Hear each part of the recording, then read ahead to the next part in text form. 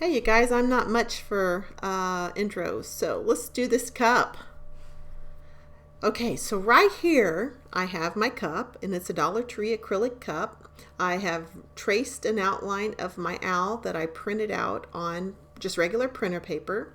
That's my water slide, and here I am showing you my cup again. So I have butterscotch alcohol ink, I have orange alcohol ink, I have wild plum and flamingo, crimson, and amethyst, and these are all Tim Holtz brands.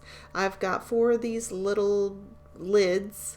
I'm using isopropyl alcohol, paper towels, paint brushes, which I've used a whole bunch of different paint brushes, and which I'm showing you. Some of them I used, some of them I didn't, but I do want to tell you about this cup. It's just a Dollar Tree cup. It's a double-walled acrylic cup, so it's a plastic cup, and these are just, it was a great cup to experiment with. Had I known this experiment was going to come out so great, I would have probably did some things differently.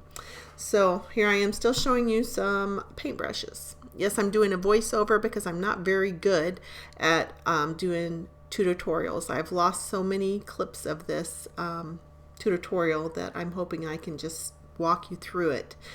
So I'm spraying the alcohol into my little lids in the center, and to the sides I am putting my alcohol ink, and I'm starting with the butterscotch.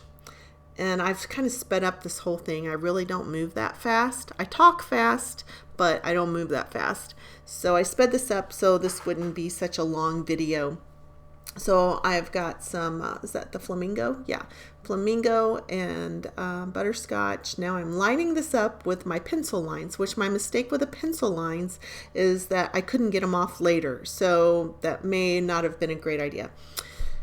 I should have probably used the alcohol ink to make my lines. So I'm wetting my brush with the alcohol. I am putting a little bit of alcohol ink on the brush, and then I'm just trying to go with the colors that are right on the edge there. And I'm wanting this to soak through actually and go over into my drawn lines. And it didn't really soak through and go through the drawn lines. So you'll see me from time to time moving my paper over just slightly so I can go over into the actual white area where I'm going to put my water slide. And the reason for this is I didn't want to have a hard edge and then put my water slide over it. I wanted it to blend perfectly. So I just I keep dabbing this on. I'm not even, there's no technique. I don't know techniques. I just do. I'm a doer. And so see, here I am. I'm going over into the line and just trying to get it on there, and I'll lighten it up even a little bit more later. So there's really, like I said, no technique. You just kind of daub it on there, whatever looks good. I've got a whole lot of alcohol. It was a little bit lighter on the edge, as you can see. So I was just trying to create it light so that way when I put my water slide on, I don't have harsh lines. So that's really what I'm looking at my image. If you can look at your image and just and see how the colors look, and then try to mock that. It doesn't have to, because it's watercolor, it's just all daubed on there. It doesn't have to be super perfect. Now there is a technique that I just kind of fell into, and I'm so happy that I fell into it because it was perfect. I couldn't believe it, but I'll show you that later. So we're just going to keep on going into this, and I just keep going around and around and around. And at some point in this video, I put this into super hyper speed, excuse me, so that you can see what I'm going to do next.